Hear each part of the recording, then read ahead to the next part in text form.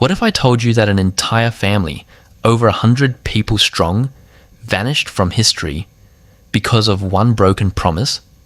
Not war, not plague, not famine, a promise. A single broken promise to the dead. Picture this. A family so large, so powerful, that their name alone made entire villages bow their heads. Grandparents, parents, children, cousins, servants, guards. Over 100 souls living under one roof, one bloodline, one name. They had land, they had wealth, they had power that stretched further than the eye could see. And within a single generation, every single one of them was gone.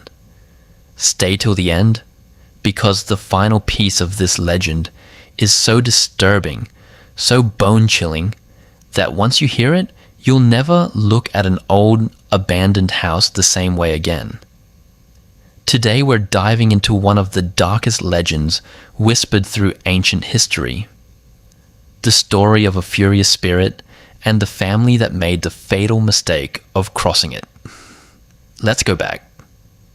Back to a time when families didn't just live together, they ruled together.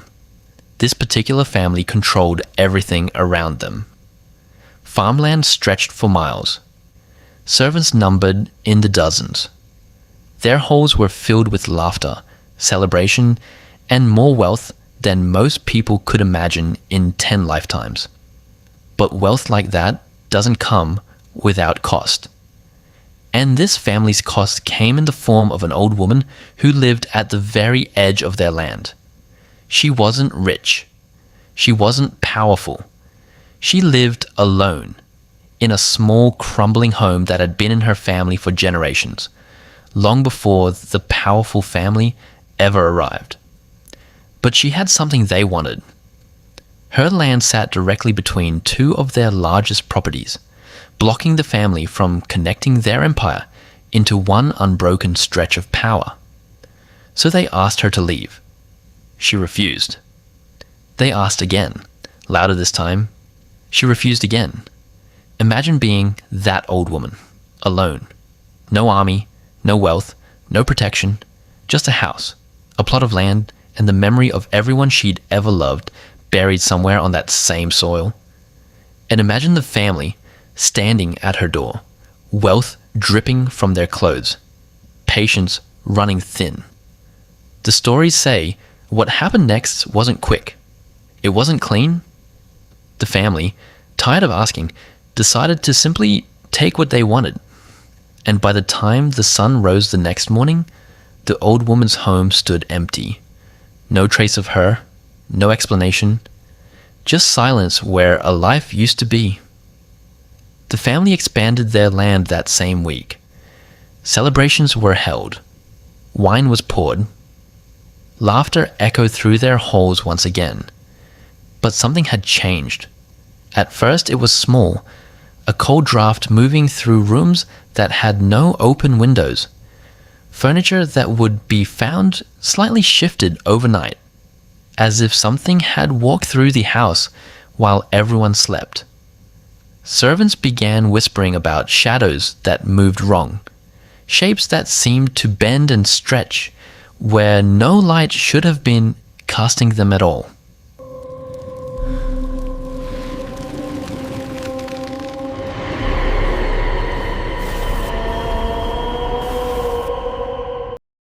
The family laughed it off. Old houses creak. Servants get spooked easily. Nothing to worry about. Then the dreams started.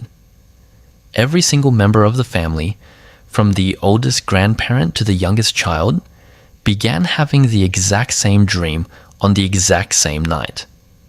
In the dream, they stood in front of the old woman's crumbling home. The door creaked open on its own, and standing in the doorway was the old woman herself, except her eyes were completely black, and her voice, when she finally spoke, sounded like it was coming from somewhere far beneath the ground. She said only one sentence in that dream, the same sentence, every single time. "You took my home. Now I will take yours. They woke up screaming, all of them, on the same night. At first, the family dismissed it as coincidence, or maybe some strange sickness passing through the house. But over the following weeks, the small disturbances grew into something far more terrifying. Doors that had been locked from the inside were found wide open in the morning. Food would spoil within hours of being cooked, as if something in the air itself had turned rotten. And late at night, family members swore they could hear footsteps pacing back and forth in empty hallways, footsteps that always stopped directly outside their bedroom doors. Then, one by one, the family members began disappearing. It always happened the same way. Someone would go to sleep as normal, and by morning their bed would be empty, the sheets cold, as if no one had slept there in days. No signs of struggle, no sounds heard in the night.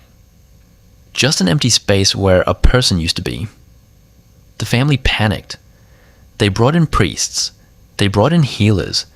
They tried prayers, rituals, offerings left outside the crumbling old house that now stood eerily untouched by time, as if it refused to decay like everything else around it.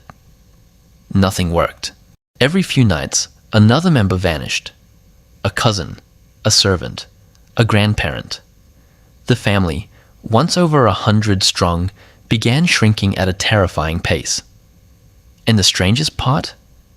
No one outside the family seemed to notice or care.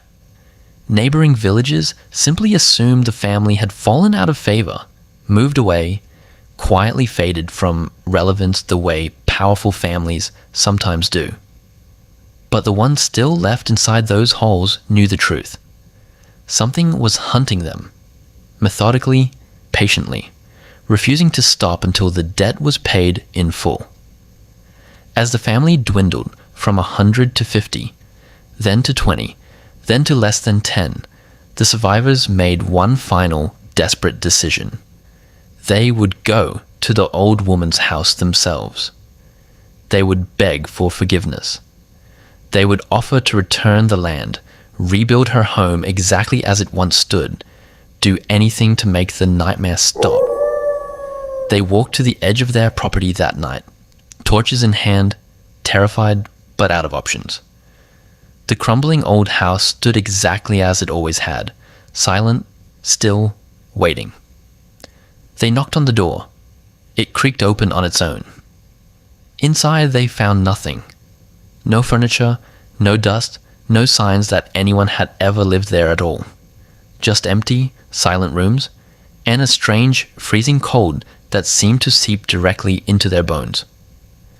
And then, from somewhere deep inside the house, they heard it. A voice.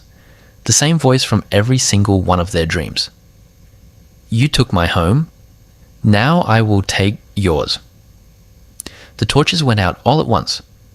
By morning, the entire remaining family was gone. Every last one of them. Their grand estate stood completely empty, untouched by any sign of struggle, as if 100 people had simply ceased to exist overnight. Local legend says that if you visit the ruins of that old estate today, you can still feel it. A cold that doesn't match the weather. A silence that feels too heavy, too deliberate. And if you listen closely, late at night, some claim you can still hear a woman's voice, calm and patient, repeating the same 6 words into the darkness. You took my home. Now I will take yours. So here's the part I promised you. The powerful, unsettling truth hiding underneath this legend. Stories like this one didn't survive for centuries by accident. Ancient cultures passed down tales like this for a reason. Not just to scare people around a fire, but to teach something. A warning, disguised as a ghost story. That power without conscience always comes with a price. That taking what isn't yours, no matter how small or powerless the person seems, can echo through generations in ways you never expect. Maybe there was no literal ghost. Maybe guilt itself was the real haunting, twisting a family from the inside out until nothing was left. Or maybe, just maybe, some debts really do get collected, no matter how long it takes. Either way, one thing remains true across every version of this legend, in every culture that tells a story like it. The dead don't always stay silent, and sometimes the most dangerous thing you can do is take something that was never yours to take. So the next time you walk past an old, forgotten house, standing alone at the edge of some quiet field, slow down for a second. Because you never really know exactly what or who might still be waiting inside.